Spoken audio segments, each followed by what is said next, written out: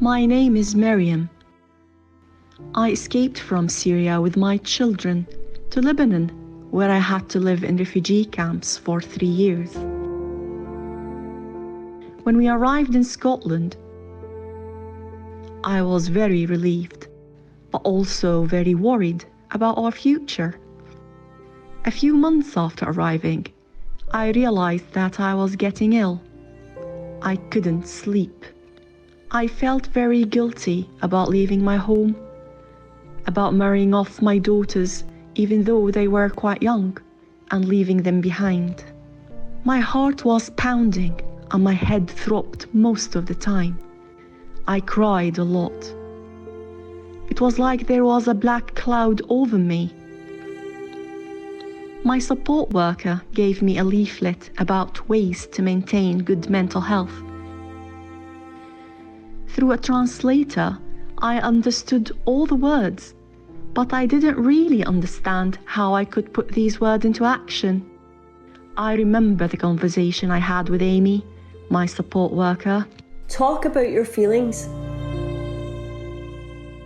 But in our culture, we don't talk about things like that. We are told we shouldn't complain to anyone except God. We just don't talk about problems. I understand. It used to be like that in Scotland, and it still is difficult, especially for men. It is sometimes seen as a sign of weakness. When you're worried or scared, thoughts just stay in your head and get worse and worse. Talking about your feelings helps you to understand them. Yes, they are like a cooking pot with the lid on. If the lid isn't lifted every once in a while, the pot will explode. But who can I talk to? People in my community will see it as a sign of weakness, or they might think that God is punishing me for doing something bad. You're right, it is difficult. You have to be careful about who you choose to talk to. That person might not be able to solve your problems, only you can do that.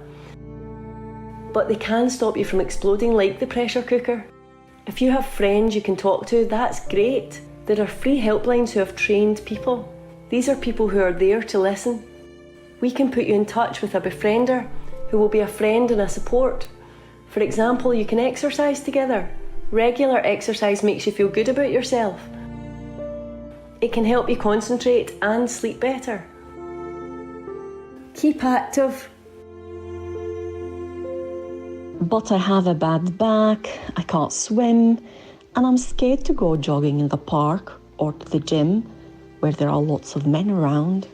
I know that it's scary going to the gym, but exercise doesn't have to be difficult. I can help you find some equipment so that you can walk in your house if you don't want to go out. But if you have a befriender, she can go out with you. And walking around the supermarket usually takes me more than half an hour. What kind of foods are you eating? I like to cook food from my country. From what I remember, your meals are very balanced. There are lots of different types of vegetables, fruits and grains. Eat well. Your brain needs a mix of nutrients in order to stay healthy and function well, just like the other organs in your body. Too much caffeine, sugar and alcohol are not good for you. I know Islam doesn't permit you to drink, but people often drink alcohol to change their mood. Some people drink to deal with fear or loneliness. Often when the drink wears off, they can feel worse because of the way alcohol has affected their brains and the rest of their body. Drink sensibly. Drinking lots of water throughout the day is good for you. Sometimes I do feel so lonely and miss my family and friends. Yes, of course. It must be so difficult to leave people you love behind. Staying in touch with your family and culture is important for your mental health. Keep in touch. I do video chat with my daughters. It makes me feel better, knowing they are well and safe. I also have a friend, Amina, who lives close by, and we try to see each other when we can. That's good that she is close by. We both love art, and my degree was in fine arts. In Syria, I used to do a lot of painting and drawing. Doing something you enjoy can really help with your mental health. Do something you're good at. Have you thought about painting and drawing here? I think about it a lot, but sometimes I just don't know where to start, so I end up doing nothing. You know, Mariam, even though you've had lots of challenges, you have done so well. Sometimes asking for or looking for help can be difficult, but you did that by speaking to the support staff at organisations like Sahelia and Amina. Ask for help.